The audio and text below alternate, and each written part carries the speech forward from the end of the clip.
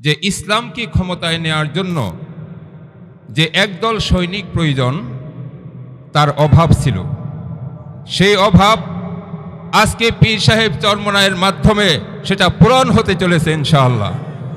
ইসলামকে ক্ষমতায় নেওয়ার স্বপ্ন দেখেন এমন বিপ্লবী নেতৃবৃন্দ, আল্লাহ তাআলার কাছে শুকরিয়া জ্ঞাপন করছি। তিনি আমাকে ইসলামী আন্দোলনের মতো একটি খাঁটি ইসলামী দলের সদস্য হওয়ার তৌফিক দান করেছেন। আলহামদুলিল্লাহ। আমরা ইতিহাস ভুলে যাই নাই। এই দেশ বিগত 54 বছরে আমরা কি পেয়েছি? আমরা চুরি, ডাকাতি, ছিনতাই, রাহাজানি, খুন, গুম, অর্থ কেলেঙ্কারি, এমন কি অপরাধ নাই যা আমাদের দেশে ঘটে নাই? এর মূল কারণ আমরা একটাই বুঝি, সেটি হলো যে ইসলামকে ক্ষমতায় নেওয়ার জন্য যে একদল সৈনিক প্রয়োজন তার অভাব ছিল। সেই অভাব আজকে পীর সাহেব চরমনায়ের মাধ্যমে সেটা পূরণ হতে চলেছে ইনশাআল্লাহ। আমরা ইসলামকে ক্ষমতায় নেওয়ার স্বপ্ন দেখি।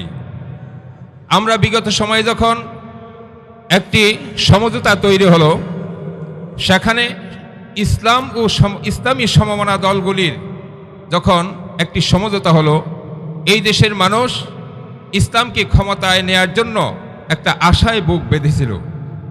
কিন্তু যখনই ইসলামকে ব্যবহার করে ক্ষমতায় যাওয়ার যে প্রবণতাশীল একটি দল ছিল, তারা যখন এসে জুট হলো, সমঝোতায় আসলো, তখনই আমাদের নেতাকর্মীদের মধ্যে একটা হতাশা কাজ করছে। আমাদেরকে বুঝতে হবে, ইসলামী আন্দোলন বাংলাদেশ চলে গরিব খেটে খাওয়া মানুষের অর্থে। তারা ইসলামকে ক্ষমতায় নেয়ার জন্য সে অর্থ ব্যয় করে, তারা ইসলামকে ক্ষমতায় নেওয়ার জন্য নিজের সময় ব্যয় করে, শ্রম ব্যয় করে। আলহামদুলিল্লাহ, আল্লাহ তাআলা আমাদেরকে রক্ষা করেছেন।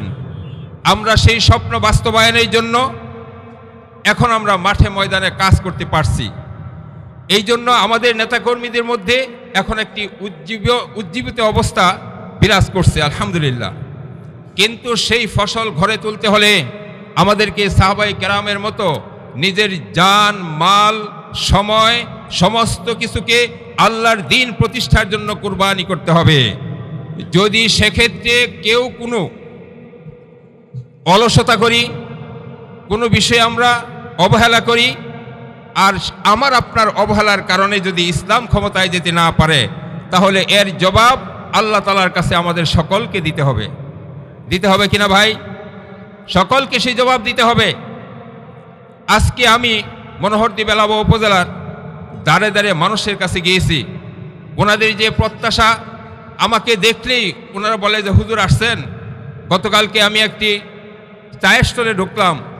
ঢোকার পরে দেখলাম যে ওই স্টলের যিনি পরিচালক, যিনি চা বানান, উনি বলতেছে হুজুর আমার এখান থেকে চা খেয়ে যাবেন। আমি বললাম আমার সাথে এত লোক, আপনি এত মানুষকে কি চা খাওয়াতে পারবেন? ওই যে হ্যাঁ, সবাইকে চা খাওয়াবো, আপনি একটু চা খেয়ে যান। এই যে একটি ভালোবাসা তৈরি হয়েছে, এইটা হলো জনপ্রত্যাশা। আগামী দিনে তারা ইসলামকে ক্ষমতায় দেখতে চায়।